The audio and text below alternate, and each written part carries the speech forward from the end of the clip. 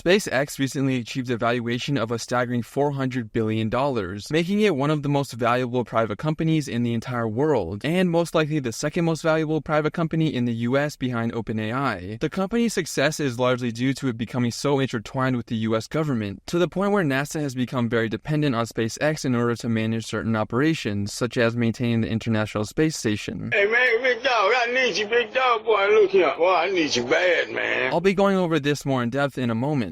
Elon Musk's SpaceX reached a $400 billion valuation not by raising more money, but by a secondary share sale, which allowed SpaceX employees and early investors to sell their stock in the company at $212 per share. This $212 per share price tag is how SpaceX was mathematically able to achieve its $400 billion valuation. Like I just said, secondary share sales like this don't raise new capital for the company. They're simply a way to give private investors the ability to take profits and show how the private market is valuing the company. Elon Musk founded SpaceX back in 2002 after selling PayPal and using a portion of his proceeds from the sale to launch the company's first rocket, the Falcon 1. 2 years later, in 2004, SpaceX got its first investment from a couple of governmental agencies, as well as the US Air Force, to help develop the country's rockets. Despite the governmental support, SpaceX still struggled, as the first 3 launches of the Falcon 1 failed. That's when SpaceX was saved by a holy grail, NASA.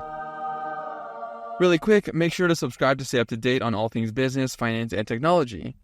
In 2008, NASA awarded SpaceX a $1.6 billion contract to ferry supplies and cargo to the International Space Station over the course of 12 trips, using SpaceX's new rocket, the Falcon 9, as well as their Dragon capsule. This contract went very smoothly, and in 2014, NASA awarded SpaceX a new contract worth $2.6 billion to develop vehicles to ferry astronauts to and from the International Space Station. Fast forward to today, and SpaceX is the primary means by which NASA gets astronauts and supplies to and from the International Space Station. I'm sure by now you can see how the United States became so dependent on SpaceX for all things related to space travel. It's not just the company's work with NASA that is so valuable, though. It's also Starlink, SpaceX's satellite internet provider that allows customers to connect to the internet in extremely remote locations that otherwise would have no internet connection available. SpaceX operates over 7,900 satellites in orbit to power Starlink, making it the world's largest satellite operator. Starlink has become indispensable to US allies during wartime. For example, Ukraine relies heavily on Starlink in order to continue its fight against the Russian invasion. Starlink is by far SpaceX's strongest revenue source, bringing in an estimated $8.2 billion in 2024,